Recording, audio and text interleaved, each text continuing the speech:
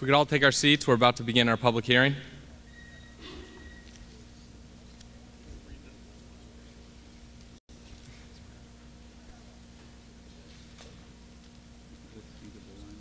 Thank you and good evening. My name is Tim Ellis. I am Director of State Legislative Affairs for the MTA, and I will serve as the hearing officer for tonight's public hearing. Bear with me if you would while I read a lengthy statement for the record and some instructions. This hearing is to provide the public with the opportunity to comment on the proposed changes in fares, tolls, and charges affecting transportation on MTA subways, buses, the commuter railroads, 9 bridges and tunnels, and the Staten Island Railroad. To make the public aware of this hearing, advertisements were published in the Daily News, Newsday, the New York Times, the Journal News, the Poughkeepsie Journal, the Daily Challenge, the Amsterdam News, and El Dario. And notices of these hearings were posted on the MTA website and in bilingual signs in stations, buses, and trains and mailed to interested parties. The MTA's website, mta.info, describes these proposals in details and includes tables of the proposed fares for the MTA's commuter railroads, the Long Island Railroad and Metro North Railroad, as well as for the bridges and tunnels proposed crossing charges. Brochures and other details of these proposals are available at the information tables outside this hearing room, where you may also ask our staff questions or fill out comment forms.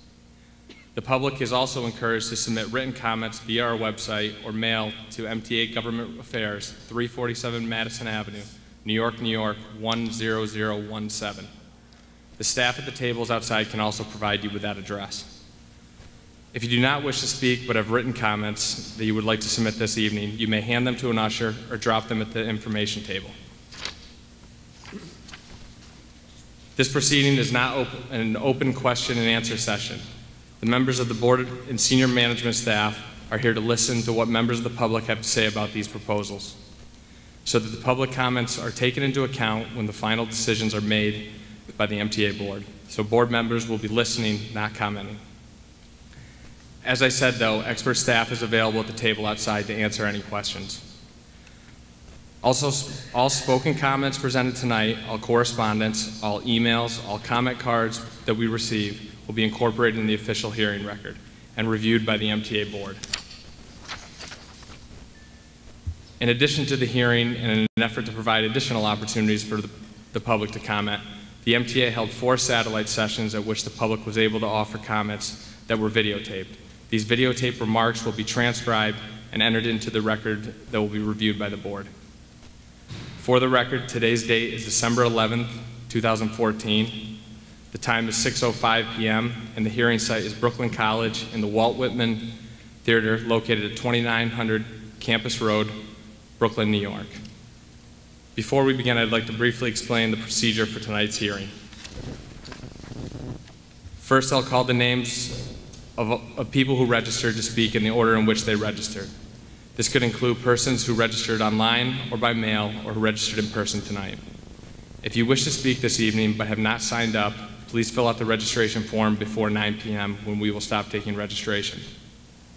If you have pre-registered to speak, either by telephone or on our website, we ask that you sign in at the table for pre-registrants located outside this room so we know that you're here with us tonight. I'll be calling out the names in groups of 2 or 3. When I call your name, please hold up the yellow registration card that you received until an usher can escort you to the podium.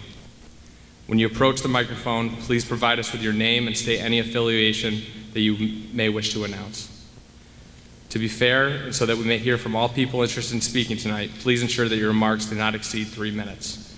The clock below will indicate how much time you have remaining, and when you have spoken for 2.5 minutes, a light will flash and you should begin to conclude your comments.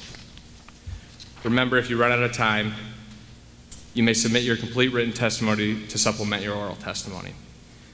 This hearing site is accessible to people who are mobility impaired, and sign language interpreter services are available, and your comments will be interpreted.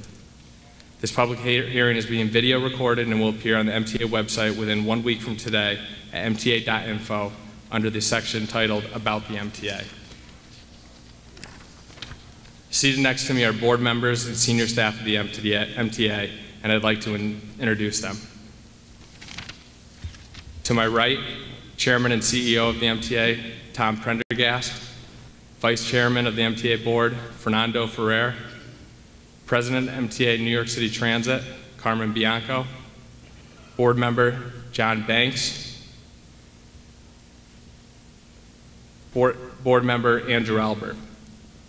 To my left, President MTA Bus Company, Daryl Irick, Board Member Alan Capelli, President MTA Bridges and Tunnels, Jim Farrar.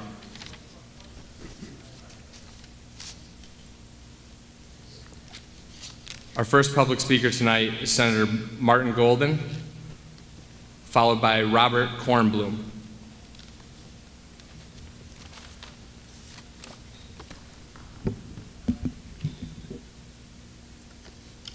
Chairman Prendergast, board members, I'd like to start by thanking many of the members here from across Brooklyn and many of my colleagues and, of course, the residents of Brooklyn for coming out in such a cold evening to register their complaints, and to wish each and every one of them a happy and holy holiday season and a good and prosperous and healthy new year. The current fare for the public transportation and toll bridges is prohibitive and costly. And for this simple reason, I oppose the proposed hikes and ask the MTA to hold off on implementing them. The residents of my district, out by Bay Ridge there, is the gateway to Staten Island, and you were there yesterday, I think, or the day before, who already have limited options for mass transportation in my community and would be hit hard by these increased fares. My district already sees a need for increased services on local subways, bus lines, and express buses, which have some of the longest wait times already.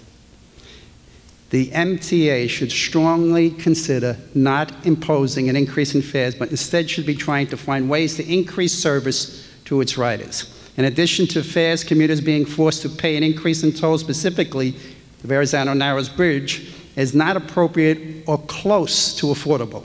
This toll price is outrageous to begin with, which is why the past May, to combat this prohibitive fare, I proposed legislation to have the MTA provide a discount program for residents who utilize the bridge more than 3 times per month, a comfort that is already utilized by the Port Authority bridges. And if it's good enough for the Port Authority bridges, it should be good enough for the MTA bridges.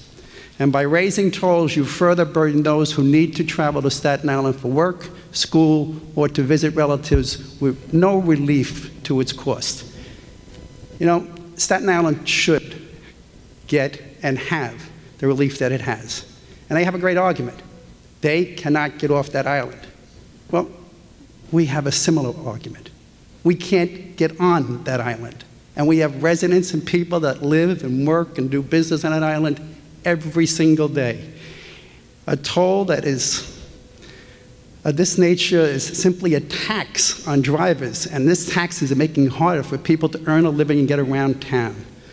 And the trucks, $100 almost to get over with a truck, that's passed through to us, and that shouldn't happen to the residents of this great city. Charging more than $15 to cross from one borough to another is just plain wrong. 5 years from now, what is it going to be, 20? I urge the members here today to consider adopting my plan for toll relief for Brooklyn residents who travel often to Staten Island. 3 times, 1 month, same discount as that of the Port Authority. Thank you, Mr. Chairman. Thank you, board members. Thank you.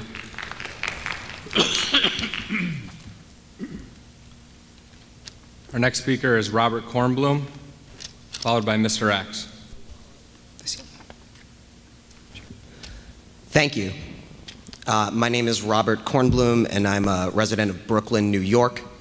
For over 10 years, I, like millions of New Yorkers, have relied on the MTA as my primary transportation medium.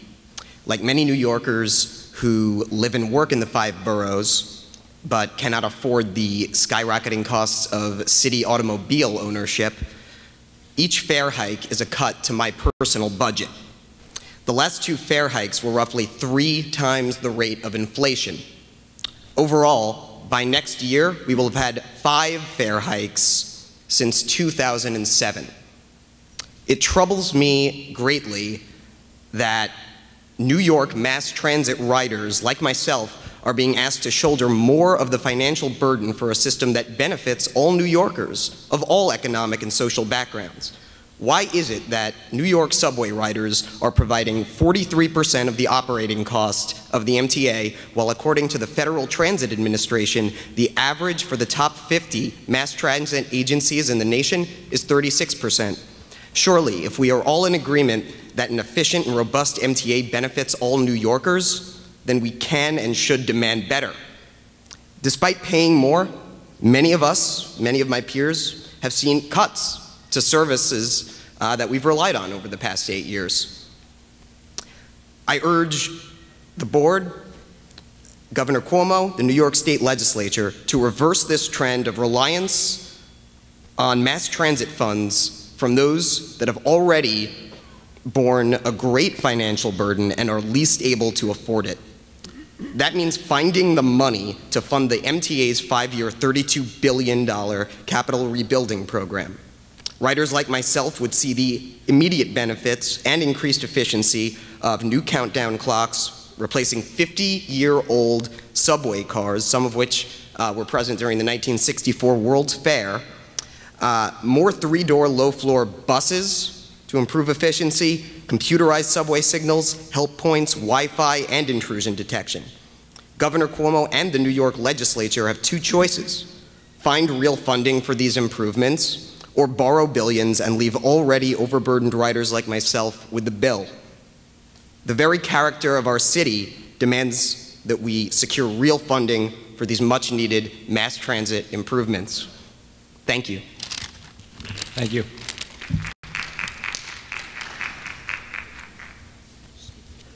Our next speaker is Mr. X, followed by Charles Kahn. You shouldn't ask us to give you more money. Instead, you should ask Paul McCartney to give it to you. He could supply the money and the marijuana. You don't have to worry about me, but I think you better worry about this. You better worry about what happened to Carlos Sabeda at 347 Madison Avenue on November 19, 2008. You better remember what happened to me and Joseph Masiglio on March 3, 2010. You better worry about what happened to me at 347 Madison Avenue on June 20, 2011. You better worry about what happened to Joe Masiglio on January 13, 2012. You better worry about what happened to me at 3 Stone Street on April 27, 2012. And additionally, you better worry about what happened to me at the Fashion Technology Institute on June 12, 2012. Oh, also, there's one more. You better worry about what happened to me here in Brooklyn, Greenpoint Section on February 7, 2001. I mentioned the 2001 incident, all the bus forums, which were conducted by Andrew Albert, who desperately needs a girlfriend, and I still didn't get an apology from the MTA or the Transportation Department, particularly Iris Wanshaw. She didn't attend the 2001 bus forum, but she sent 2 male employees to Queensboro Hall, and I came close to making it look like Rodney King. So you can increase the fares and tolls if you want, but you better remember what happened to me, Joe, Carlos, etc. over the years. Particularly what happened to me at 347 Madison Avenue over the years. You better worry about that. Because it may backfire on you in the next 2 years. Okay, just to keep, don't say I didn't warn you. Okay, and as far as the board members go, they should say no to fare and toll increases, because over the years, they missed several public hearings because they felt the riders were more unimportant and Paul McCartney was more important. Well, as I said before, get off your high horse, and while you're at it, get off Paul McCartney. Just get off and stay off. He doesn't want you, but you keep stalking him. Get off Paul McCartney. Thank you. We've been joined by Dr. Michael Harandasanu, President of MTA Capital Construction. The following is a statement from Councilmember Chaim Deutsch, who represents the 48th City Council District here in Brooklyn. This is the fourth time in 7 years that the MTA is proposing to raise tolls and fares. Every time we are told that this will close the gap between revenue and expenses, and each time we are told that it just wasn't enough. It is time for the MTA to focus inward on increasing efficiency instead of placing the burden on the people. Neither of the proposals that the MTA has suggested are ideal by any means, and in fact, both will ultimately lead to greater financial strain on the consumer. As New Yorkers, we are constantly being nickeled and dimed on our most basic necessities, and the time to stop this is now. I am asking that the MTA board vote no on both proposals. Thank you very much for your time. Thank you, and that was Charles Kahn, representing Councilman Deutsch. Our next speaker is Yvette Molina, followed by John McGettrick.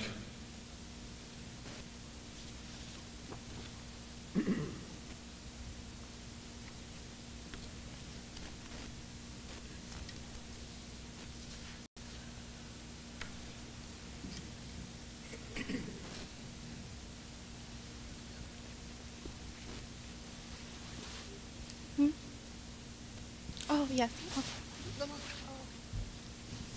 Hello, good night to the board. I am a CUNY Brooklyn College student, and most of the students here come to this college because it is affordable, and many already have strains with the tuition, and I would like to ask for you to reconsider increasing the fare hike because it is already a strain on the students. Some students are here on full scholarship because they are of need of that, and this will further cause the strain on their families, as mentioned by the other speakers. So that is all I would like to say. Please reconsider and do not impose these fare hikes. Thank you. Thank you. Our next speaker is John McGettrick, followed by Martin Gangruski. Thank you. Good evening. My name is John McGettrick. I am co-chair of the Red Hook Civic Association. I'm also a member of the Red Hook Rising Committee that was established by Governor Cuomo in Red Hook and other communities ravaged by Sandy. As you consider your capital budget and service priorities, along with probable fare increases, I'm here on behalf of both of these organizations to strongly urge you to provide the necessary funding for direct bus service to Lower Manhattan via the Hugh Carey Tunnel. I made this request for several reasons. First and foremost, the community was previously promised this bus service by your agency a number of years ago. However, this commitment was withdrawn before the service even began because of budget cutbacks. Now we in the Red Hook community have seen many of these cutbacks restored, and even new service added. Why are we being ignored? We still have not fully recovered from the storm. Businesses are slowly growing again, and our residential population is increasing. Your agency has proudly pointed out to improvements to the system currently underway that cost hundreds of millions of dollars, even billions, many geared toward reducing travel time. Subsequently, it is extremely frustrating and unfair to a community so damaged by the storm that has no subway, that to date there has been no such commitment made to provide a bus line that would be less than 5 miles in length that could benefit Red Hook, the Columbia waterfront area, and including many of the residents in the city's second largest public housing complex, many of whom work in various government agencies in Lower Manhattan, and actually reduce the daily travel time by close to an hour a day, as well as quickly bring workers and customers to our community. This bus service could be accomplished on a per capita basis for a mere fraction of the cost of the agency's much more widely known projects. In closing, while it is understandable that your massive agency, which provides transportation services for millions, could necessarily need a fare increase, it is also equally understandable that Red Hook, an economically distressed, storm-damaged minority community, having had inadequate public transportation for decades, also needs this agency, prior to instituting new fare increases, to keep its promise and provide direct bus service to Lower Manhattan from Red Hook. Thank you. Thank you. Our next speaker is Martin Gangruski, followed by David Gerber.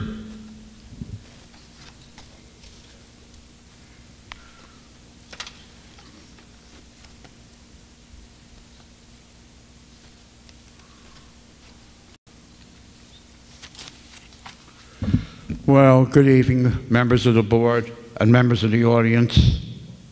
It's a pleasure to be here, although the reason why we're here is not really that much of a pleasure. Now, you're the MTA, and MTA spelled backwards is ATM. And you seem to think all of us are ATMs. You run low on funds, you come back every 2 years to us to subsidize you. Well, the year-end bank report for you says this ATM here is overdrawn. We cannot afford to keep paying higher and higher and higher fares. For what? Cuts in subway service? Constant track work shutdowns, which many track works you sit around don't even do anything? And all of the consequences is service cuts? And inadequate alternatives? How about the fact that I submitted testimony about cuts in the B1 bus service? You remember that, sir.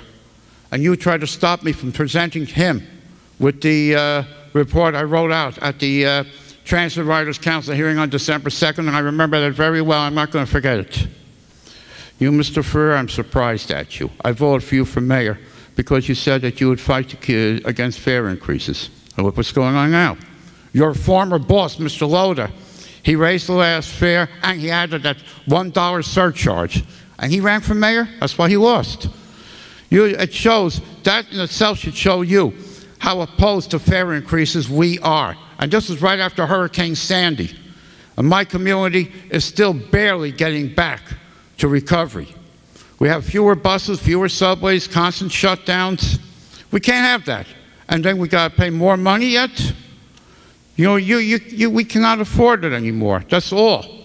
And these new subway cars, forget about it. They're too small, just like the new buses.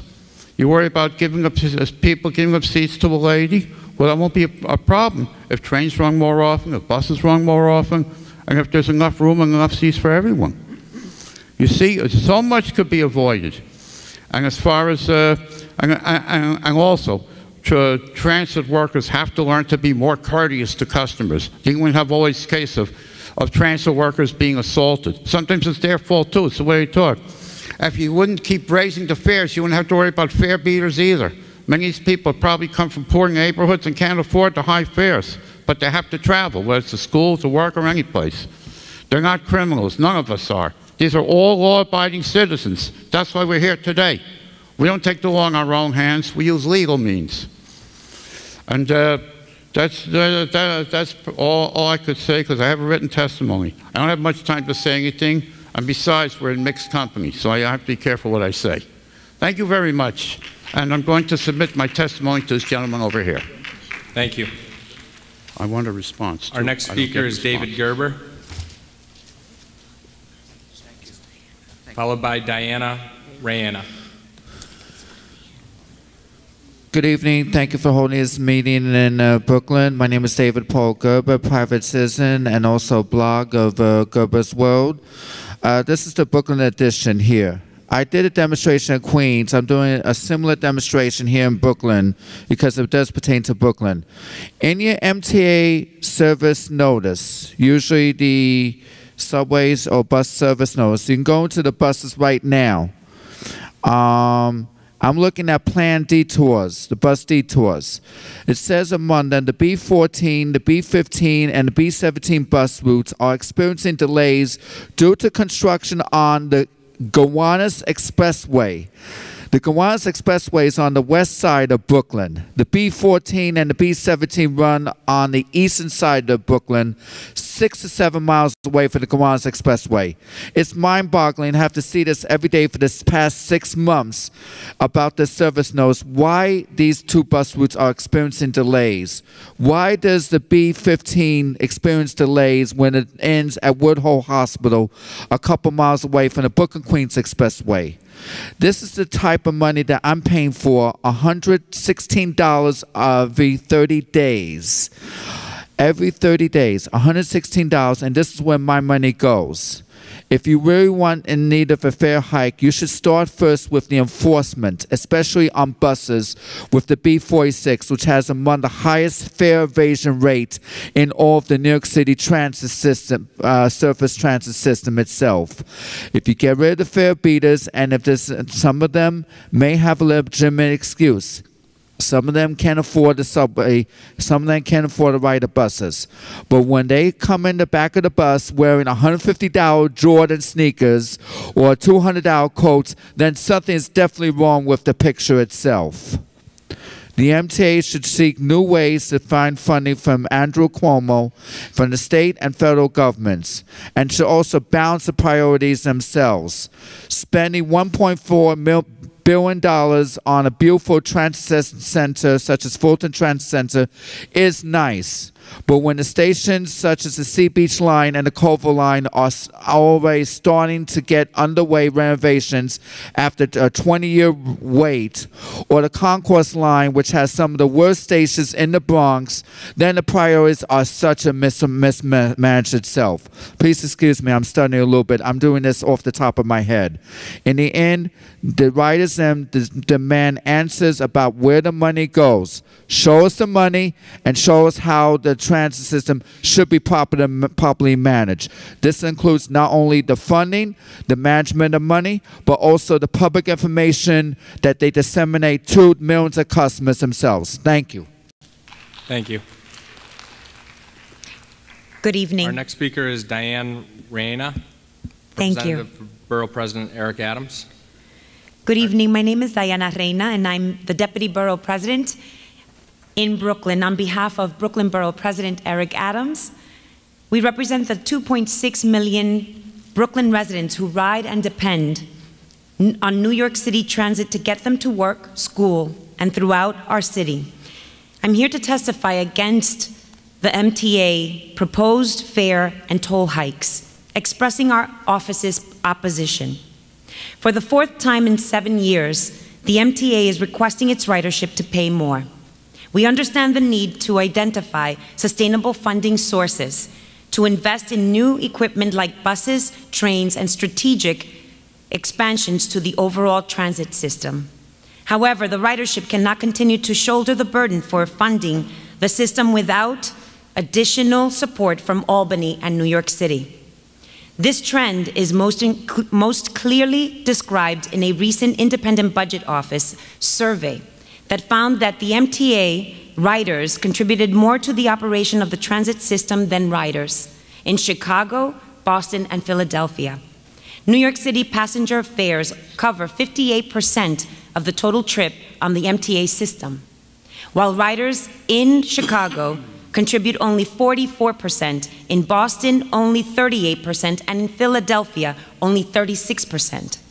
In short, the MTA must stop balancing the budget on the backs of its commuters. According to the MTA's own travel survey data, 55% of riders who use the subway and buses make less than $50,000 a year. This means that any fare hike will disproportionately impact those on the lower end of the income scale. If the MTA must resort to fare hikes, it is imperative that the funding be used to fully restore service levels that were cut in 2010. Additional service is needed to accommodate the record increase in ridership we have seen in recent years. One way that residents can be spared another fare hike is for Governor Cuomo to direct a portion of the $5 billion surplus in the state budget to help fund the MTA's capital program, which currently faces a roughly $15 billion funding gap. In addition, we request that New York State stop redirecting dedicated transit funds from the MTA to the General Debt Service Fund. These are vital dollars that are needed and dedicated for transit service in the region, and they must be used for their intended purpose. Most importantly, Governor Cuomo must do more to identify a sustainable funding mechanism to fill the gap in the MTA's capital program and protect riders and motorists from continued fare and toll hikes. Our transit system is the economic lifeline for our economy and integral to protecting our environment and quality of life. If we do not find the sustainable funding stream necessary to support our transit system, we risk further fare hikes, cuts in service, and longer commutes. Thank you for your time, and have a great evening. Thank you. Our next speaker is Pedro Valdez Rivera, followed by Peter Russo. Can you hear me? Yeah. Well, good evening, Tom Pendergast, MTA board. My name is Pedro Valdez Rivera, Jr., and I'm the member of the Riders Alliance, a grassroots campaign organization dedicated to subway bus riders focused on certain transit issues. And in terms of the fare proposals, I support keeping the fare the same at $2.50 and giving the bonuses. Yes, and keeping the same, the $2.50 fare and to eliminate the bonuses, and here's why.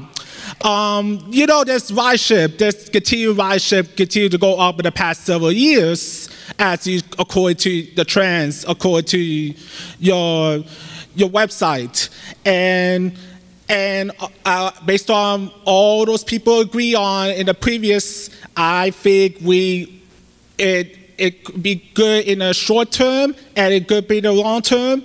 And all those are applied to the capital program, which is $32 billion and $17 billion that you received, that you found, and we need $50 billion in funding to go through the capital program. And there are many ways to get some funds, like, for example, getting on Governor Cuomo and the state legislature to get some funds, like get some of the $5 billion a windfall for the banks that causes the problems for us. Also, considering an option of congestion pricing or fare pricing plan, like the Move New York plan that Greg Sam implemented. That'd be fair for not only for riders, but also drivers, especially in the outer boroughs. And the congestion pricing is successful in London, Singapore, and Stockholm, and also maintain some dedicated transit funds and keep it attached for everybody in the state legislature. That way you receive funds, because the capital program is very important. I know you get take into consideration in the next in the next state legislature, and if you do go through this, then we don't want to. I strongly, it would be help our riders and drivers in the long run. I beg you, please do not borrow billions of dollars, because I know the MTA is in $34 billion in debt, and we try to take it one step at a time, both as a community and as drivers, riders, and the MTA in all. Thank you. Thank you. Our next speaker is Peter Russo. Yes, sir. Here I am. Followed by Bill Falker. Okay.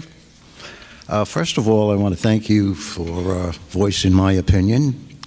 Of what I read and what I saw, I think we can really think of this very important to utilize what is going on, where the money is going, what is happening, what a surplus, what you people own as far as buildings, and moving. The purpose of the MTA was to move people and to move produce. Now with this increase, it's double dipping. on the trucks that are coming in for each axle, it's bringing up the price of produce to all our people. And as we were just informed, the income is not there. Mr. Como is running that great ad, come to New York, and you'll have to pay no taxes, we're going to move you. But with the increase of tolls, I go to Jersey to see my family, and believe me, sir, I cut back, and it hurts me, and everything else like that. You're pushing the middle-class people out of the city of New York.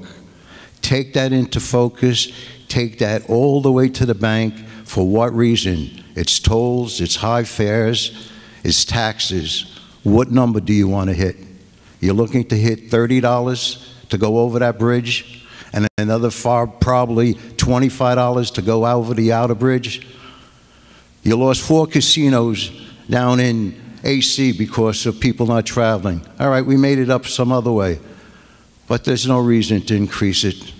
Please, really think this through. We don't earn that much. I don't earn that much in regard to that, and that dollar is very important to me. Put it in your hearts and your minds. There got to be another way, or get the people and have more meetings from the people and hear different ideas of how to cut it, how to insure it, and make it, how to run it better. We got some wonderful ideas in this country. Put the people to test. I'm sure we can succeed. Thank you. Thank you. Our next speaker is Bill Falker, followed by Matthew Kessler.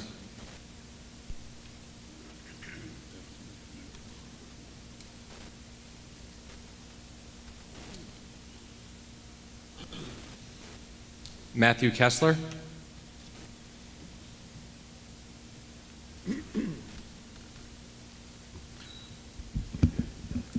I'm sorry.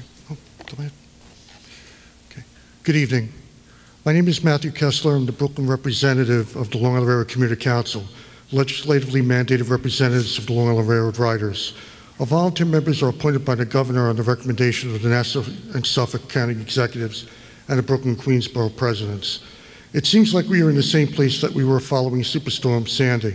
Although this proposal is less onerous than the 2012 proposal, we continue to have many of the same concerns that we expressed at past public hearings. Although we firmly believe that riders should shoulder their fair share of the costs to support the operations of the railroad, they must not stand alone in this effort. Thus, we cannot support this proposal. There are several issues that particularly affect Brooklyn and Long Island. Many riders will be subject to an increased fare on both Long Island Railroad and New York City Transit. This is an undue financial burden to many riders, since many utilize both Long Island Railroad and City Transit to complete their travel. While there are small discounts for commutation tickets and Metro cards, the discount does little to soften the fiscal impact of higher fares on both systems. Another issue is the Long Island Railroad fare structure as a whole, particularly at times in our routes when capacity is available. Other transit systems in the region find ways to accommodate all kinds of riders. Why can't we do so here? Why can't we do more to make Long Island Railroad an attractive alternative? It needs to be reanalyzed, and although the concept of changing policy may seem to threaten revenue, the long-term consequences are increased loss of potential riders utilizing their cars and inconvenient choices. The current funding structure of the MTA is rooted in the May 2009 agreement between the state and MTA that provided for a series of regular fare adjustments. Planned service cuts were taken off the table as part of this agreement, but shortly afterwards, MTA finances turned negative when new revenues failed to meet projections and money promised for the operation of MTA services was used to eliminate deficits in the state's general fund. The result was substantial service cuts. This practice continues to the present day, as the state this year rated dedicated transit funding to pay debt and promises to do so again. All the while, riders are keeping their end of the bargain. Riders already pay a substantial share of the cost of operations, recently estimated by MTA management at 55.2% for 2015. This is above the 2014 projected fare box operating ratio of 54.6% and far higher than other large American transit systems providing similar services. Riders need the MTA board to take an active stance and respect its responsibilities to the riders. The board must seriously and carefully consider the implications of its actions and refuse to shrink from telling elected officials that more resources are required. If we do not find alternative means of providing resources to the MTA in Long Island Railroad, every 2 years we will be facing a steady shift of the cost of operating the system to riders. We call on you to join with us in advocating for the system and its passengers. The Commuter Council knows that this board is in a difficult position with costs that are often beyond its control. We ask you to understand that riders are also being stretched beyond their monetary and economic limits and to stand with them. Thank you very much. Thank you. Our next speaker is Greg Mocker, followed by Juan Castillo.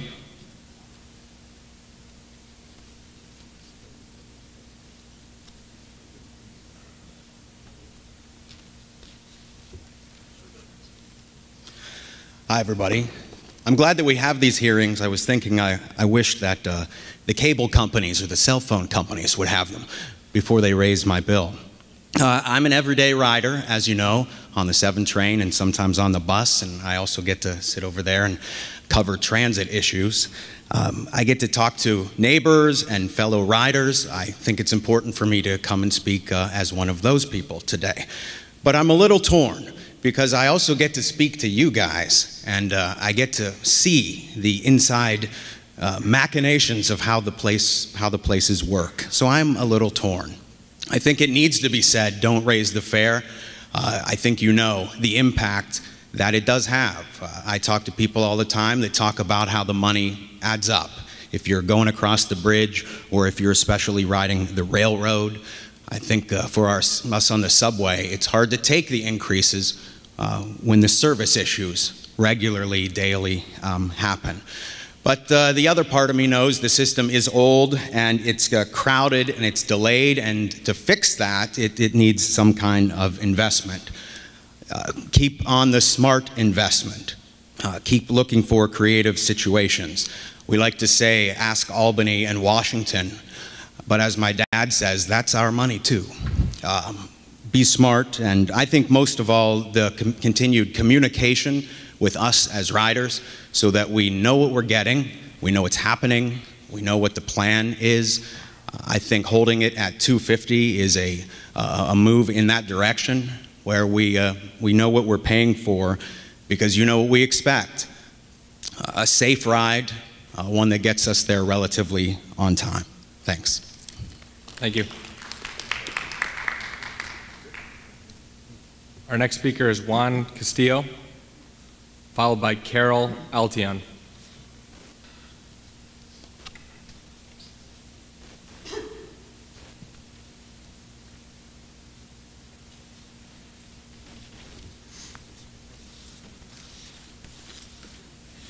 All right, is this mic working? Okay.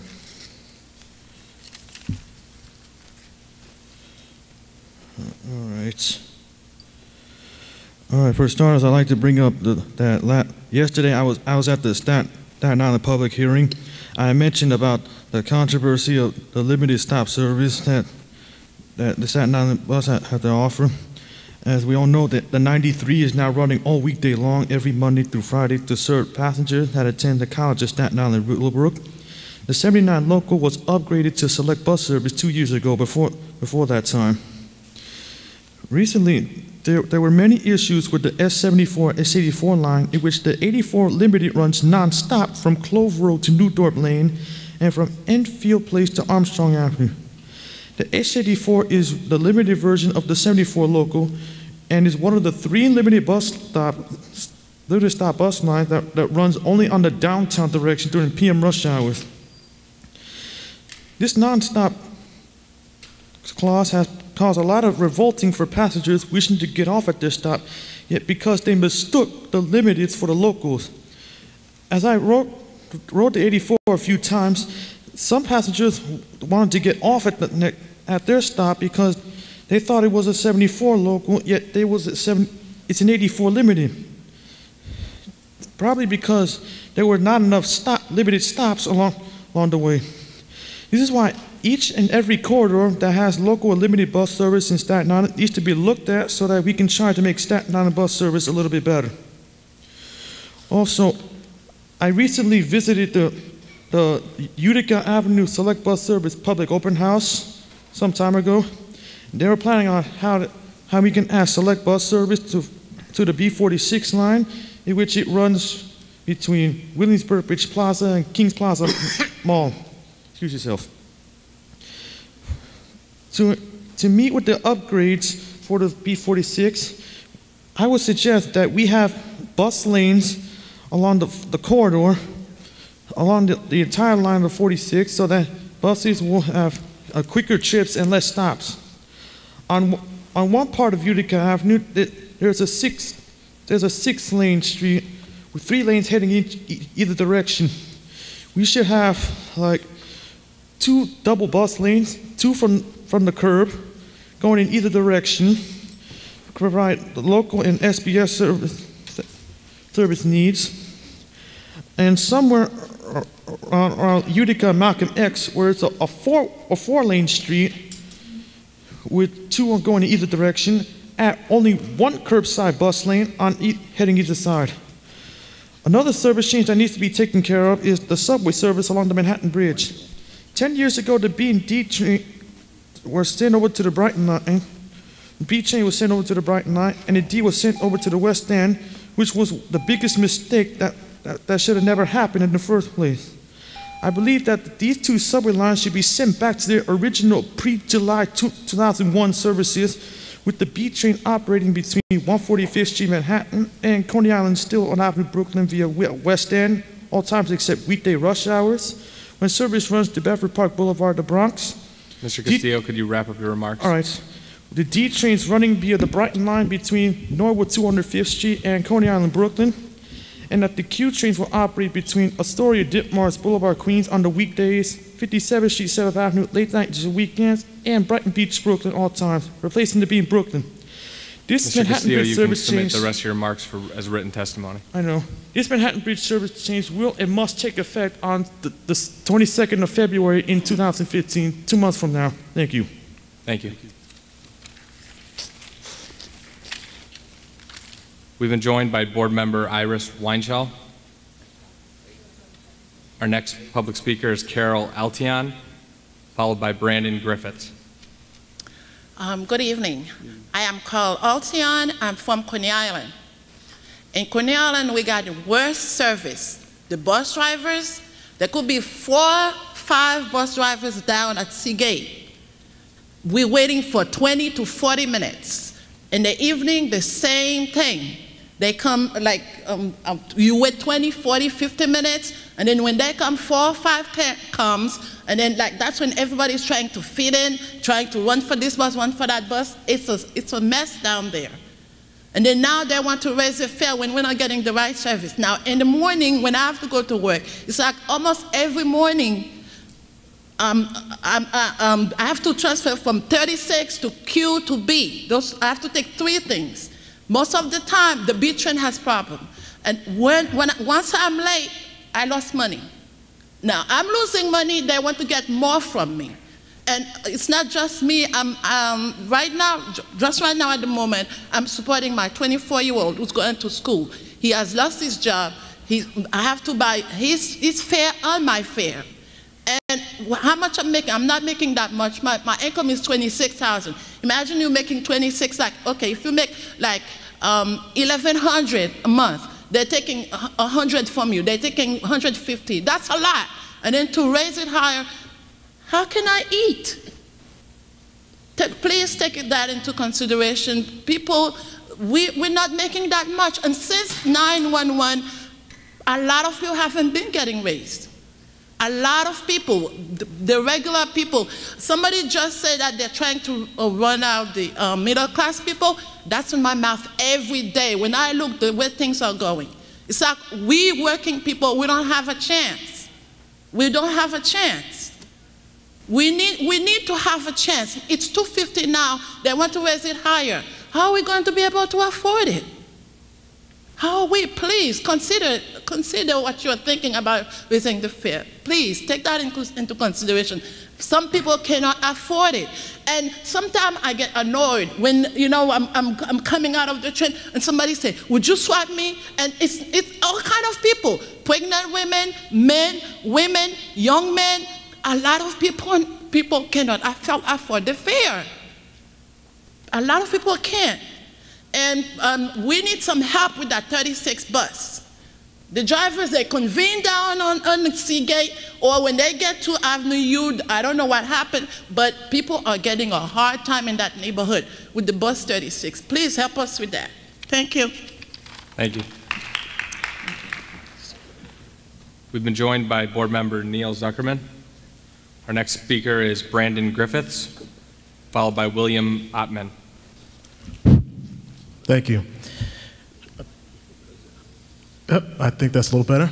Okay, I'm here because I don't see why you guys are constantly raising the fares. I'm going to voice some complaints first. Your service never improves. You're constantly laying off employees. If I purchase a ride and I have to suffer through one of your delays or your reroutes or your trains being taken out of service, I get no refund. You're the only company I know of that if you provide a horrible service, I get no refund. There's no recompense to me. Your customer service is the worst that I've ever experienced. And even when you're in the wrong, I still have to make sure you get your money. And there's nothing I can do about it because the city has provided you with a private security force in the form of the police officers that I pay to protect me. So the people I'm paying to protect me are now working to protect your interests. I'd also like to know where this money that you're collecting from these constant fare hikes is going. You keep laying off people and replacing them with these automated machines that don't require a salary or benefits. And you don't have to pay for security because the city, again, provides that for some reason. So why are you always broke? Now, I'm not a politician, so I don't have any real solutions to give you. I'm not paid to do that, other than to say this: take a pay cut. Tell your bosses, the people in charge, and the people who run your organization to take a pay cut. Let them do what is normally done in a capitalistic society. If your business is failing, you reduce the amount of money that you personally take in. It's not fair to burden it and put it onto the customers' backs, especially when the powers that be have made alternative travel options in the city all but impossible and allowed you to monopolize the public transit system. But of course, we've seen that this will never happen. Your bosses get richer and us lower-class citizens continue to get poorer because our pay stays stagnant, prices go up. The government and the powers that be don't seem to care and won't work for us, and the MTA never listens. You have these hearings all the time, but they never do anything. We constantly come here before you and we ask you, please, please, please, but it falls on deaf ears. It seems like this is just a farce. So we're asking for your help and understanding. And the only other option that we'd have is this. I only have a little bit of time left. This is the main point I wanted to make so that everyone could hear. The police force cannot arrest every single citizen. And the powers that be will not allow you to stop operations as you'll be shutting down the city. So if every able-bodied person in the city, in response to you raising your fare and taking home this extra money, decided to just start jumping the subway turnstiles, the city would be shut down. They're not going to allow you to shut down the city, so then you will have an actual serious meeting with us, and I bet then you will sit down with us and we'll try to work something out as a city. Until then, I'll just sit here and I'll be as polite as possible and I'll say, please do everything that you can to make sure that this doesn't go up, because there's nothing else that we can do. And if you are not able to work with you, we're not just going to sit here and let the choices of rich, greedy monsters force the rest of us into poverty. Thank you. Thank you.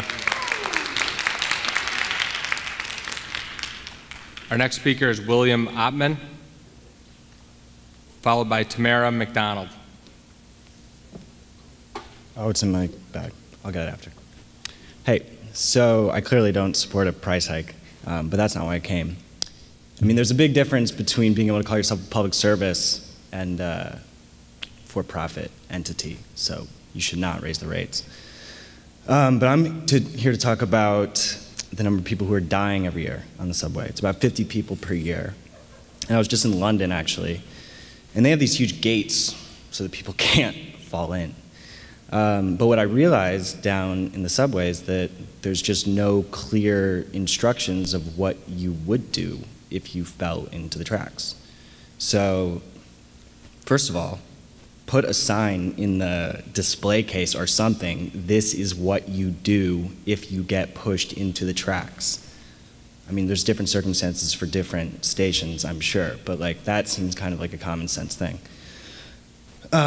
Next, and maybe for some solutions that could help with public outcry against various issues, I know that you guys have an app, and you should open source the code for that app right away. Open source code allows for a global community to develop the app.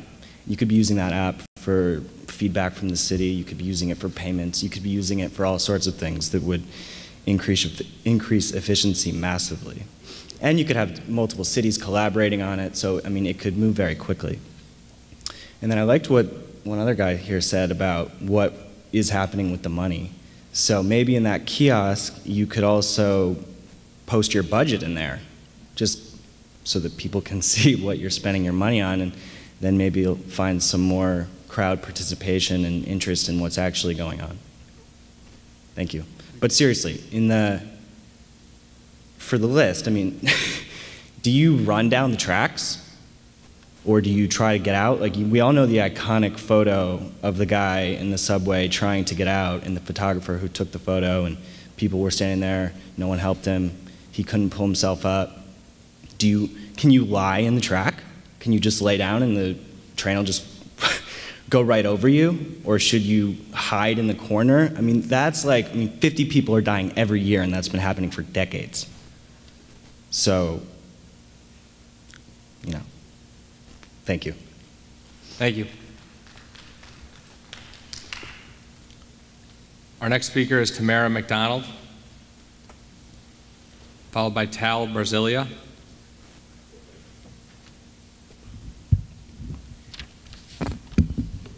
Hello, good evening, MTA representatives on board. My name is Tamara McDonald. I'm coming to you as a Brooklyn fellow MTA user on a daily basis. And I just found out about the hike around this month, and I found out about this hearing on a bus that I was on. So I definitely made it my business to come here today. Thank you for your time today, by the way. And I'm also not aware of what the total funds are to be used for. I will read up on it later on when I have the time to. But regular usage of the MTA fares for me is a daily thing, and I don't support the amount of fare to be increased in January.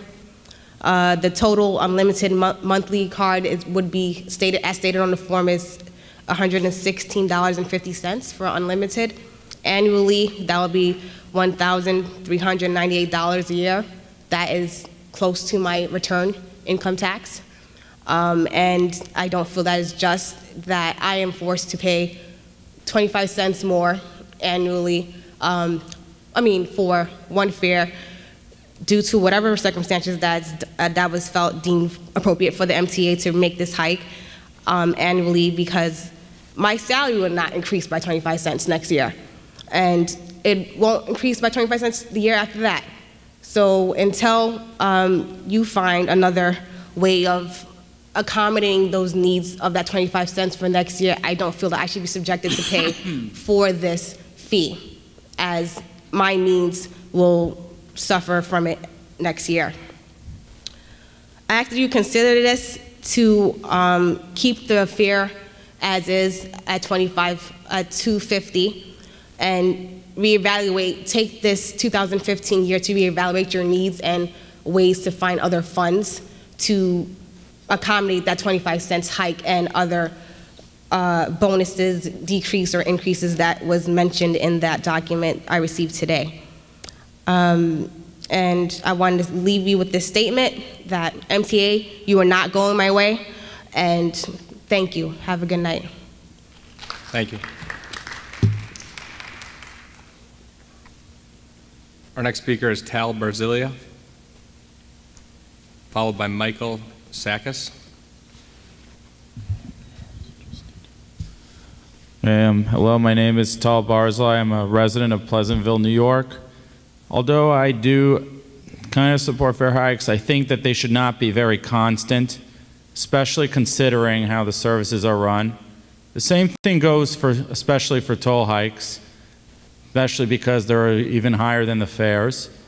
For example, the Verrazano-Narrows Bridge is going to get a $1 increase on the tolls as if the current one is not high enough. And I'm not going to be surprised if the same thing happens for the Tappan Zee Bridge. Unfortunately,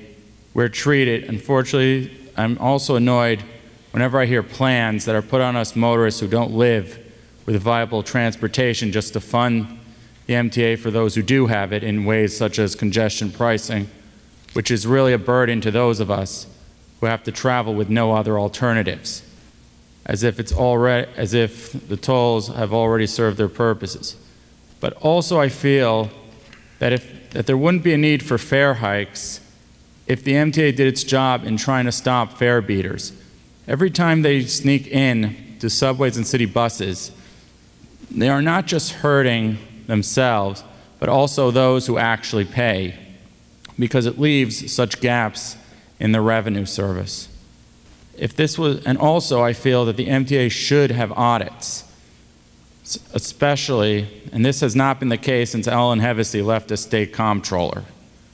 And yet, while the Transit Workers Union had to take some sporadic increases, those at the top got it almost constantly. Perhaps if we took pay cuts from those at the top, there wouldn't be a need to talk about constant hikes on fares or tolls in that matter. And maybe if the MTA has spent more of their money on things that are used constantly rather than lavishing new station houses, which some I find to be almost unnecessary, they would not have to be in this mess either. It also makes them feel that all they ever do, and it also makes me feel about their surplus as well. If they have it, why aren't they putting it back into the system? Where is it going? Yet every time they keep talking about constant hikes, the service on both their toll crossings and transit seems to be in the worst shape ever. And those of us who are using them are forced to pick up the burden for them. Why is it? That's why I want to know, before you even think about raising anything, how about we have a good idea of where everything we pay for goes first? Thank you. Our next speaker is Michael Sakis, representative of Public Advocate Letitia James. Thank you. I'm here on behalf of the New York City Public Advocate Letitia James. I'd first like to applaud the MTA for their continued fiscal discipline, in which has helped to limit fares and toll increase to the equivalent of 2% a year, a figure that is originally below what the MTA has originally predicted. However, like everyone here in this room, I remain concerned that not enough is being done to find a new dedicated source of funding for the authority. The first solution the Public Advocate believes is that we must bring back the commuter tax for those who work in this city but do not live in the 5 boroughs. The original tax that was started in 1971 was 0.45% of wages on salaries and 0.65% for those who had income from self-employment. The city's budget office says that if last year in 2013 we had this tax, we would have raised $802 million this year, 2014. Since the 2011 census data has shown that those living outside the city but working here are earning more than those who actually live in the 5 boroughs, we think this tax is a minimal burden. Next, the Public Advocate would like to work with the MTA, along with our leaders in the city and state, to ensure that both the city and the state pay their fair share to the MTA. In 1989, the city of New York, not the state, but the city, contributed $950 million to the MTA. In 2007, it was $124 million. So clearly there is a gap. And lastly, moving to tolls, it is very frustrating to see that the current proposals have still not resolved the gap along the Verrazano Bridge for residents of South Brooklyn, who must travel, many travel there daily for work, yet the MTA's proposal fails to provide relief for South Brooklyn residents who were not included in a plan that lowered tolls for Staten Island residents. I would urge the MTA to consider these proposals and work with the city and the state to ensure that the revenue is raised that revenue is not raised on the backs of hardworking New Yorkers. And we stand ready to push for these measures because the status quo is not working. Thank you. Thank you. Next is Councilman Vincent Gentili, followed by Vitalia Slabotsky. Good evening, and thank you for allowing us the opportunity to speak about these toll hikes. As a New York City council member, I represent the 43rd District, which encompasses a large portion of southwest Brooklyn in and around the foot of the Verrazano Narrows Bridge, including Bay Ridge, Dyker Heights, Bath Beach, and parts of Bensonhurst. In addition, I represented portions of Staten Island as a New York State Senator from 1997 until 2002. Suffice it to say, I understand what a toll hike means to my constituents and to all the residents of Brooklyn and Staten Island who travel across this bridge on a daily basis. Ask any New Yorker if they want to pay more for subway, bus, and bridge tolls, and I think you'll know the answer. So it's no wonder that so many feel protesting yet another round of MTA fare increases is an exercise in futility when year after year it seems there is no end in sight to how high these tolls will go, no matter what we say or do. Now, with a $15 billion gap, you are considering raising the base fare in one plan on the MetroCard to $2.75 and looking at a $16 cash toll on the Verrazano, up from an already exorbitant $15. Nevertheless, I'm here to say this evening to stop the toll hike and institute discount equity for New Yorkers who call Southwest Brooklyn home. In June of 2012, when Governor Cuomo struck a deal to give Staten Islanders who frequently use the bridge a big toll break, I turned to the MTA Bridges and Tunnels and demanded, what about Brooklyn? And I'm here 2 years later with the same question. As a result of the MTA program, registered Staten Island residents pay a lower rate at the Verrazano Narrows Bridge than we do. While I commend my colleagues in government for the smart and sweeping discount plan, which gives some Staten Island motorists a 60% discount, I must once again ask, what about Brooklyn? Why hasn't the MTA Bridge and Tunnels extended some type of discount for Brooklynites who need to cross the Verrazano on a frequent basis? My district surrounds the Brooklyn end of the Verrazano Bridge, and 7 days a week my constituents travel across that bridge to and from the College of Staten Island, Wagner College, St. John's, and many of the private high schools to study or cross over to see their parents or spouses in nursing homes or to work, shop, or dine. With a $16 toll, the residents in these Brooklyn zip codes surrounding the bridge have to pay significantly more than their Staten Island neighbors each time they cross the Verrazano.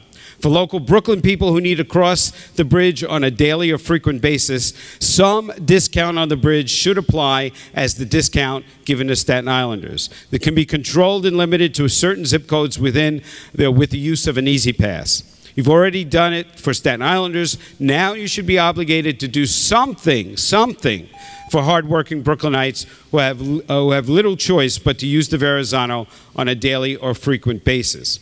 With a $16 toll, Staten Island residents with an Easy Pass, their toll would rise to $5.74 for drivers making more than 2 trips per month.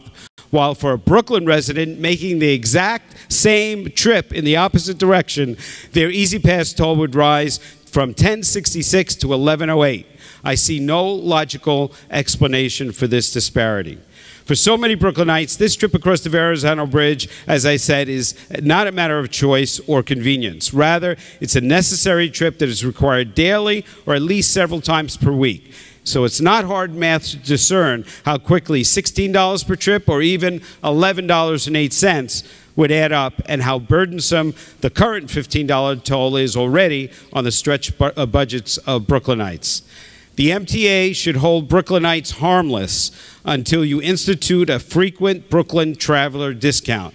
This bridge has melded our lives to Staten Island like no other 2 boroughs. So don't make this bridge symbolize a forced separation or undue sacrifice because of the inability to pay a toll that has been sent into orbit. I said it before and I'll say it again, the MTA must change its funding formula so that more fare and toll revenue goes to city buses and subways instead of the Long Island Railroad and Metro North, which serve the suburbs. Currently, the Verrazano Bridge accounts for over 20% of the MTA's total yearly revenue, but the current $15 toll helps subsidize the Long Island Railroad and Metro North Railroad. That's millions dollars per day, which could be put towards services here in the boroughs that instead helps keep commuting affordable for our neighbors in Long Island, Westchester, Connecticut, and upstate New York. On buses, on buses and subways, no matter how small the increase, it should not be seen as a triumph if you must raise fares and balance your budget on the backs of hardworking New Yorkers. So if we must choose between the two plans you have proposed, we should select the second proposal, which would eliminate the 5% MetroCard bonus, but keep the current flat rate of $2.50 for subways and buses and $6 for express buses.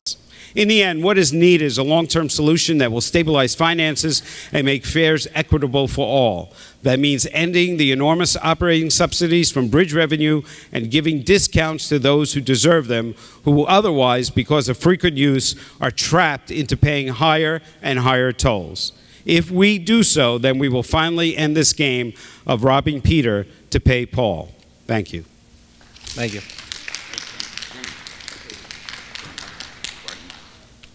Next, we have Vitalia Slobodsky, followed by Ted General.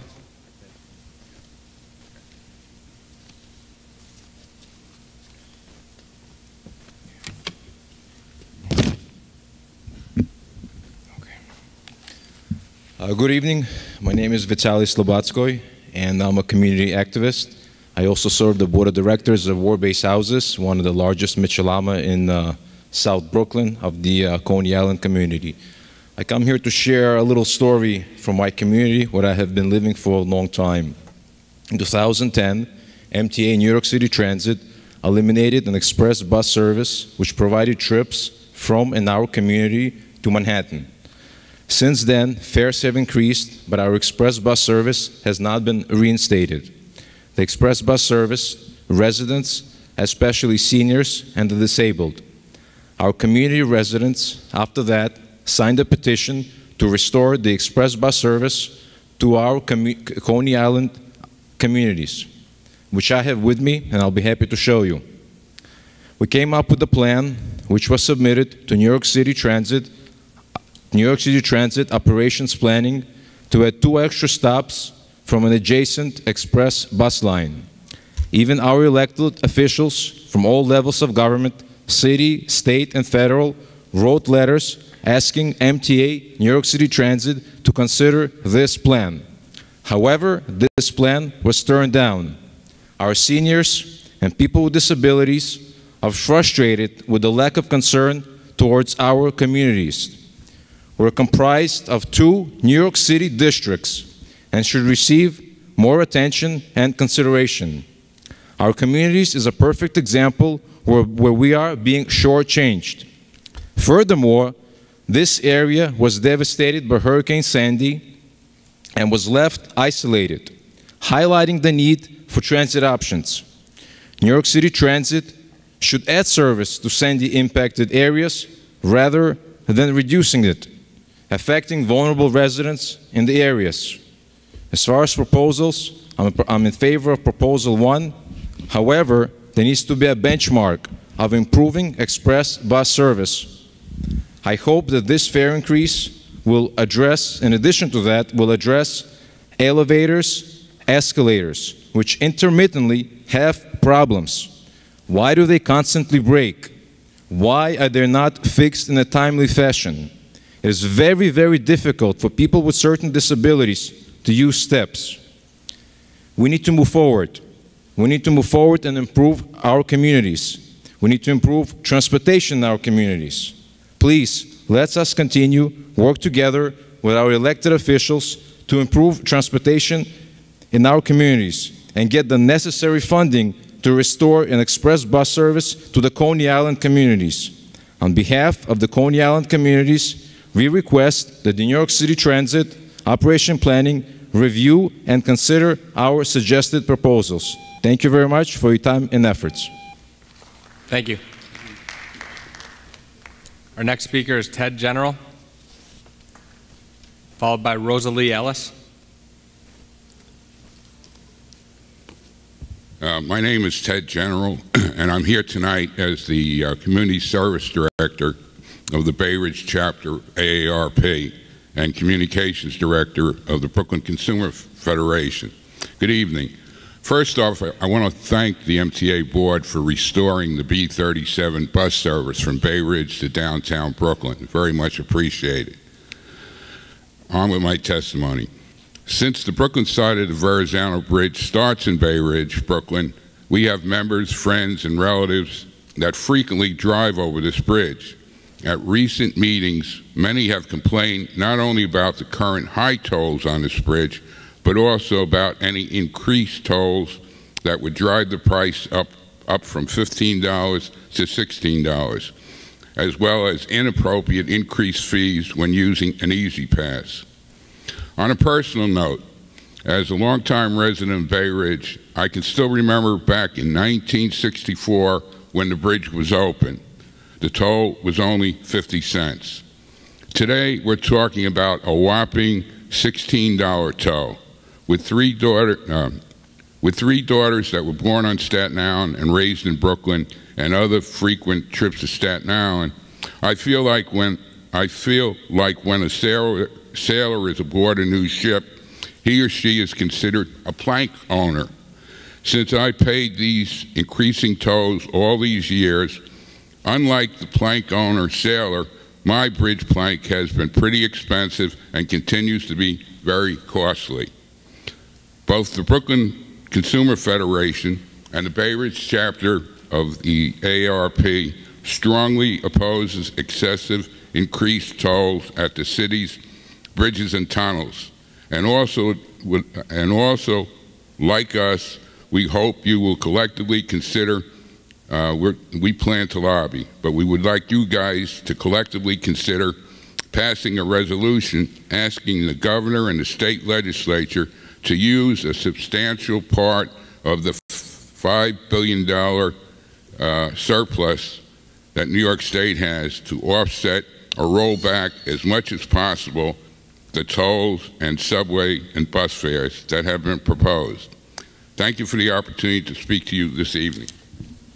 Thank you.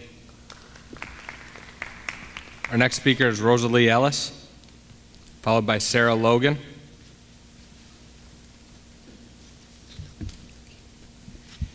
Hello and good night, everyone. I'm here to represent myself, an unemployed single mother / student who truly cannot afford the MTA fare hike. The trains still don't run on time. The subways are dirty. The carts are still overcrowded, and it's still a lot of congestion on the tracks. And every morning, if you miss your train, you're automatically late. And it's like, what am I paying for? I feel like I'm paying for bad service. And it's like you want me to pay more money to say good morning to rats and bed bugs on a train. And that's not fair to us. I can't afford increase because I'm not working, and MTA is not hiring. So if you want me to pay this, hire me. I cannot pay. A lot of people aren't working, they don't have jobs, and they can't afford the increase. And I feel that we have this seminar, this group meeting whenever so often the budget is going to be raised, and I feel nothing is being done. I feel the MTA is really not doing anything productive. They're horrible with the money, horrible with budgeting, and I don't know what you guys are doing. I feel that you all are just sitting here bored, really listening to us and just going through the motions. But I hope that that's not what you're doing, and I hope you really take what we say into serious consideration. We cannot afford it. I don't want to pay $116 to sit down, and I'm stuck under the subway for 20 minutes because of congestions or fire on the tracks or something.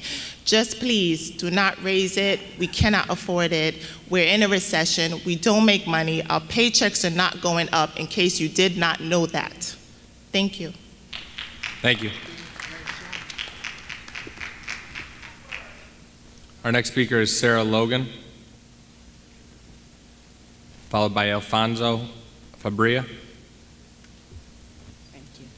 Good evening, everyone. My name is Sarah Logan. I'm actually from the Bronx, but because this was the last meeting, I felt the need to actually come here tonight to voice my opinion. I feel the MTA is making, and it's very unconscionable that the MTA wants to raise the fare when the reimbursement for a card that has an issue is 2 to 3 months, when it comes out of our account within 24 hours.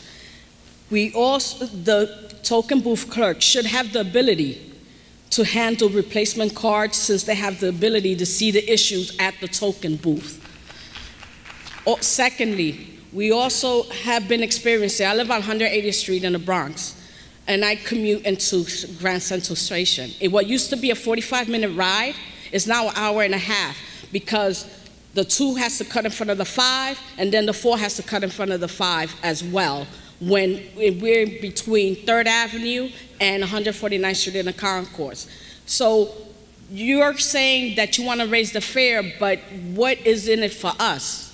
When with constant delays, we have to tell our boss, sorry, I'm late because the train issue, another train issue.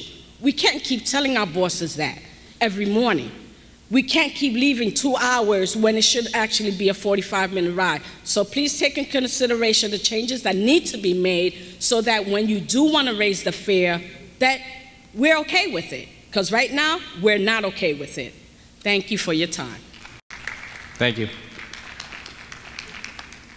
Our next speaker is Alphonse Febri.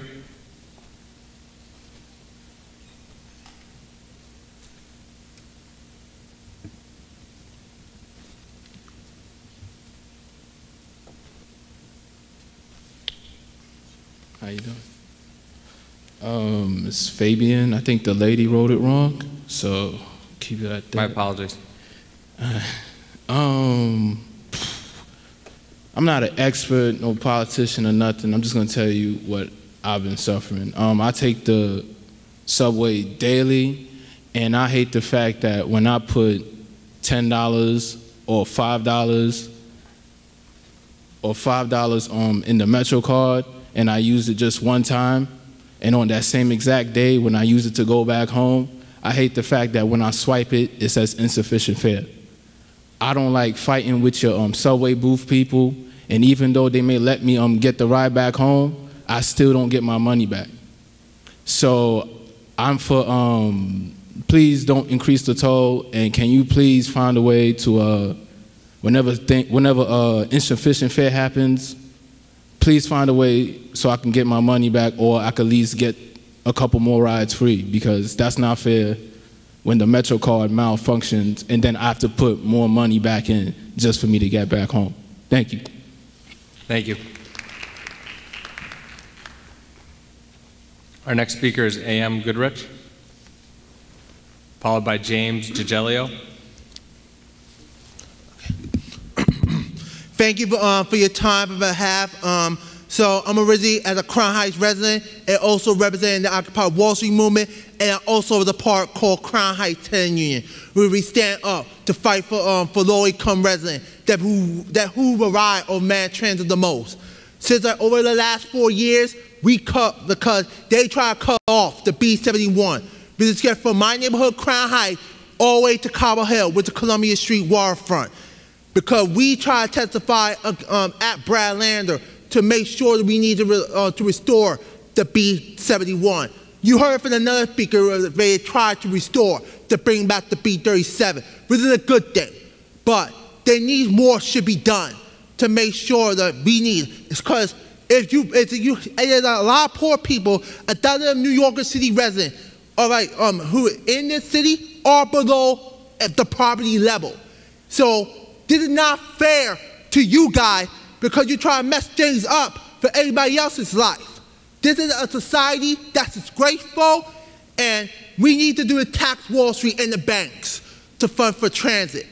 This is about, this is not about the money. It's about our lives, our businesses, our mom and pop society, our neighborhood, our poor people living in public housing, those people who live on welfare, a benefit that the business suck it out, squeeze it so hard, and then again, and the next minute you know, the poor people and the working class could get priced out of the neighborhood. We talk about the ghettos, throwback. We can't go backwards. We have to move forward and attack Wall Street. But the way I come from back then when we got trouble way back then, people hop on the back of the bus or jump in the turnstile for nothing. Stop and frisk is the next thing. And what might happen? People with all these po-po whipping that youth, black youth, or Latina, or Asian, with a Louis Vuitton or black baton, just because you want to hop on a train or a bus for free. That's disgraceful, unacceptable, excuse, playtime's over. First of all, this is a society of a police state. This is formed by Ray Kelly. Now we dealing with Bradley, Commissioner Bradley. So this is the time for to be disgraceful. You either work with them, or otherwise we could bring. Otherwise, this means war. So you need to do the right thing and tax the rich and Wall Street and the bank. It might help. Okay. Thank you for your timing. Thank you. Our next speaker is James Giglio. Yes, I think there's also one other way that the MTA could raise some money to help avoid this fare hike, and that's in 3 very short words. Open the books. I don't think I've heard many people saying that during these hearings, but that's what also needs to be done. I'm quite sure that City Controller Scott Stringer, State Controller Tom DiNapoli, and their equivalents elsewhere in the MTA region, I'm quite sure they would like to sit down with you guys and have a word about your finances. A full audit by these two and their equivalents could certainly help solve this problem once and for all. I keep telling you every time we have a public hearing, open the books, but it seems that the MTA doesn't do it. And as a result, we get fare hikes, we get service cutbacks, and people are going to be eventually unable to afford taking public transportation in this city. And this public transportation is something that moves this city and this region, and we cannot let the MTA get away with taking it away from us by raising fares, cutting service, and destroying the lives of all New Yorkers. I say, open the books and let the truth be told.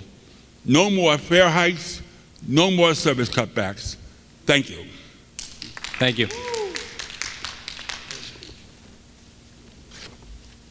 At this time, there are no further public speakers registered to speak. I'd remind the public that registration is open until 9 p.m. If you would like to speak tonight, please register at the tables outside of this hearing room.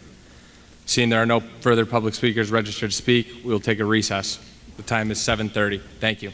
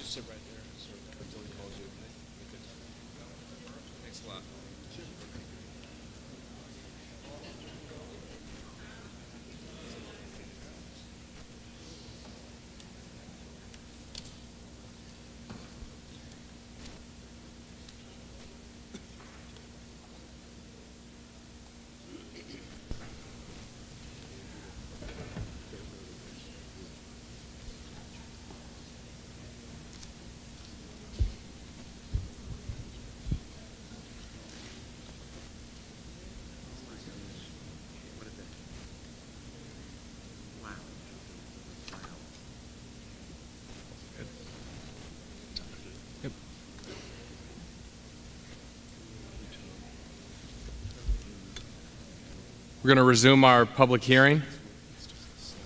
The time is 8:30.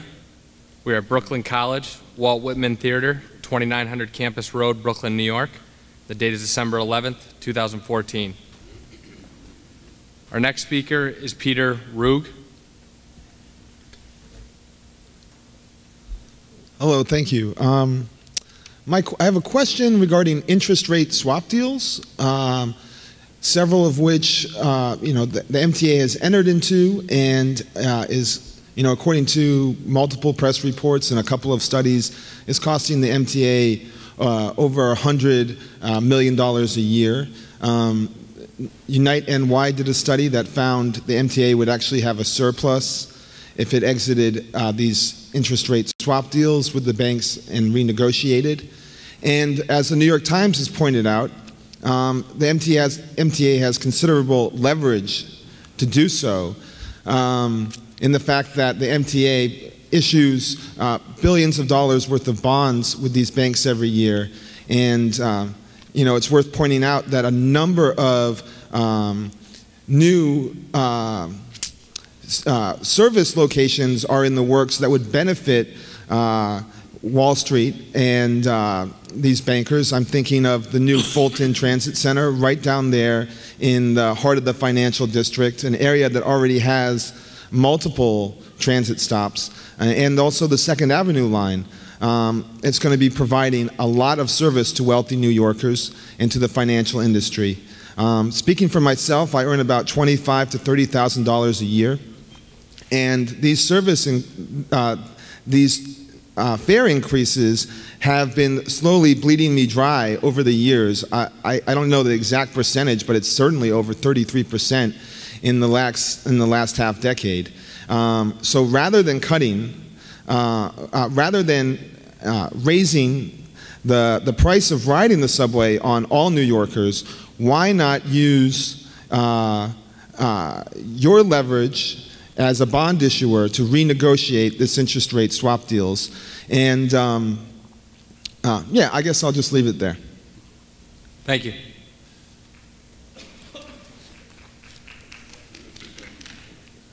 Our next speaker is Colin Kinnenberg.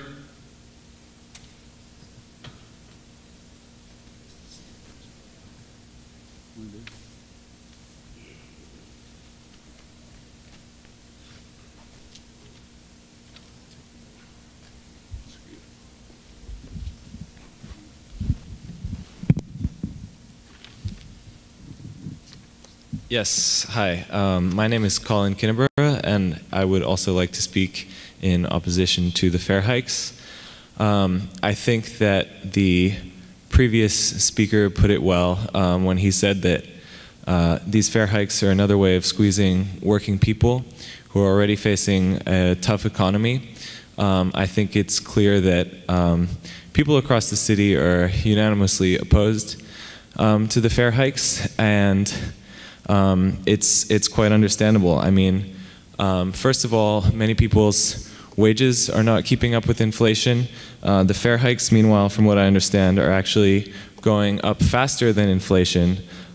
So it's another way of taking money out of the pockets of working people at a time when they really can't afford it. I'd also like to bring another perspective to this, which I think is maybe one we hear less about in this context, which is that of climate change, a challenge that we now recognize as maybe one of the greatest challenges facing our generation and our world. We have widespread agreement that we need to create a lower carbon economy, lower carbon cities, in order to, frankly, survive as a species.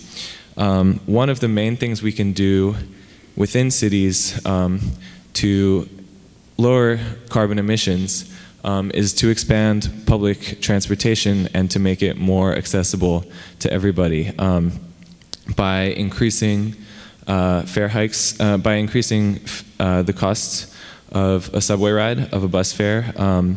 You're dissuading working people from using the most sustainable, least carbon intensive mode of transit that we have available on this scale. And, you know, this is a vision, the vision of a low carbon city is one that our mayor himself has very much endorsed with his plan for an 80% reduction in emissions by 2050. I think we need to stick with the mayor and make transit a central part of that vision, and renegotiate loans with banks so that we're using our public funds and people's transit dollars to make it more affordable and accessible and help pave the way to a lower carbon city. Thank you.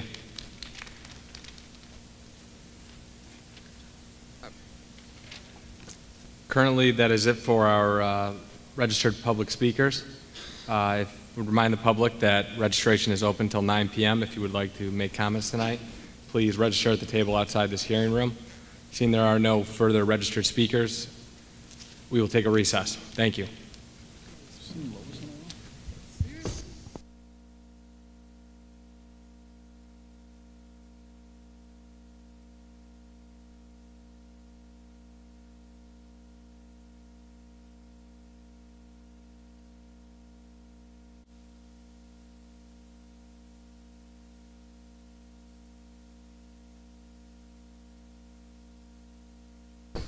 We've got two.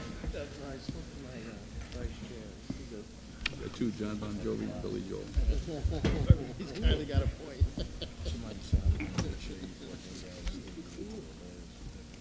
Yeah. We're going to resume our public hearing.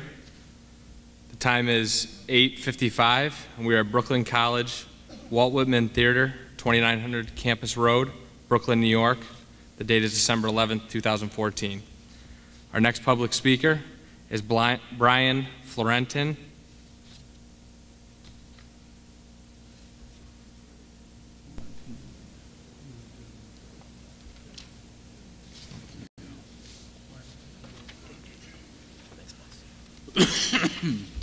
Good evening. My name is Brian Florentin, and I'm a student at New York City College of Technology. I also, thanks, Chief. I also work full-time as well. I would like to voice my opposition to the fare increase. As someone who relies on MTA services to reach school and work, this increase will adversely affect my finances. I work full-time, but I don't make much money. The overwhelming majority of the money I make goes towards paying for Metro cards. This increase will also leave me in a tenuous financial position and will make living in New York City even more difficult for me. There are millions of other people who are in the same predicament that I am in, if not worse. Our wages aren't increasing, but everything around us is. For many of us, the MTA is the only affordable form of transportation available, so I would love for you to consider that. Consider us and our experiences when you're debating whether or not to raise the increase. Thank you, and we should also schedule the hearing at another time when more people are here, because there ain't nobody here. And having more people here would provide, I think, a greater representation as to what the city, and in particular what Brooklyn would like as it relates to public transportation. Thank you very much. Thank you. Our next public speaker is Arthur Evans.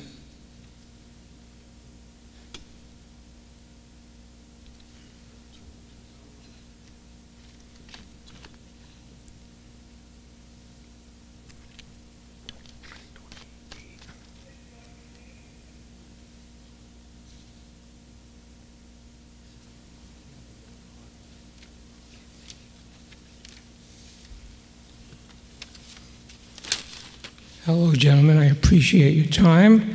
I was a speaker at one of your prior hearings in Flushing several years back and recommended that you give strong consideration to Hurricane Sandy funding, which you did, and you did an excellent job on the repair work. Most of these remarks are off the cuff because I haven't had a lot of time to prepare them, but I had the brief experience of working in RTO school car. Having been scored a 97 on an conductor exam 6-7 years ago and got called last summer, and thought it would be useful for me to share some experiences I've had and the need for several improvements. One of them I discovered was that as part of the process to be approved to continue on the RTO conductor program, you have to go through a certain series of tests, written and push-button tests. And had the lucky privilege of having my push-button test scheduled on Rosh Hashanah, and also having had road construction in my neighborhood that left me with 4 hours sleep 2 days before. Then going through the push-button testing process, discovered that the school car examiners could give you the tests in any sort of standardized methodology and could interrupt you and eliminate you the minute you push one wrong button without even letting you complete the test. So thought I would point that out. I'm actually a college graduate from here. I've taught Brooklyn College. I graduated college at 20, skipped a year in high school. I didn't need to be told I couldn't push a button and not be given the courtesy and privilege of either finishing a test without arguing with them for 5 minutes. Also, I had asked to be relieved from taking the exam because I had extreme fatigue, which points out another policy issue, that safety is the utmost concern to everyone in in the MTA business, and the management there needs to really be educated and communicated with further MTA rules that if a person reports extreme fatigue, he should be immediately taken out of service. So I had a triple whammy. Number one, I had the devil's choice of going in on Rosh Hashanah or failing. Number two, I couldn't be relieved because I had extreme fatigue, and I wasn't administered uniform testing. So in short, three issues that you should consider addressing there are: number one, that in this city of multiple religious faiths, the MTA should have a uniform policy that not only is Christmas a holiday on your holiday calendar, but so is Rosh Hashanah, Yom Kippur, and the equivalent in the Muslim New Year. One shouldn't have to go knock on doors and all through hoops if you're Jewish to get Rosh Hashanah and Yom Kippur off. The second thing is that all the testing, if you want to have really qualified people, you need to standardize the testing procedure in places like school car and not allow candidates to be interrupted and the test to be administered in a non-uniform manner. And I mentioned the issue about sleep and safety. I don't have to go on that. Second point I want to mention, I want to go on 1 second, is with regard to the fare structure. I think that you should increase the 30-day no higher percentage than the other proposed. I think the others are 2% and 3%. I would recommend that you apply the same percentages to the 30-day fare. And I'd like you to take a look at the N-line subway stations between Avenue U and 8th Avenue in Brooklyn. They literally rain down on people walking on the subway stations. I've never heard of that before. Okay, and the last thing I want to mention, very, very important, is that we live in a world of high tech today, and I would urge the MTA to conduct a technology audit before it installs any additional security cameras around the city and in the MTA facilities. I was a former litigant against Verizon and had an attorney there threaten to have my legs broken, discovered that you have some elements of this country that have control of the communications facilities that are hacking video facilities around the city. And all you have to do is Google hack video, and you'll see how easy it is to done. So although the idea is a great idea to put cameras to make it more secure, or it seems so on its face, you're actually putting more people at risk. Mr. Evans, could you wrap up your comments? Okay. The bottom line is that the installation of video cameras without proper encryption technology and proper protection so that they're not hackable is putting a lot of New Yorkers at risk, actually. And federal funding should not be spent until you conduct a proper study on that point. I can be reached at 866 College if you have any further questions. Thank you. Thank you. At this time, we have no further registered speakers. Seeing there are no further registered speakers at the close of registration at 9 p.m., this concludes our public hearing for this evening. The time is 9:04. Thank you.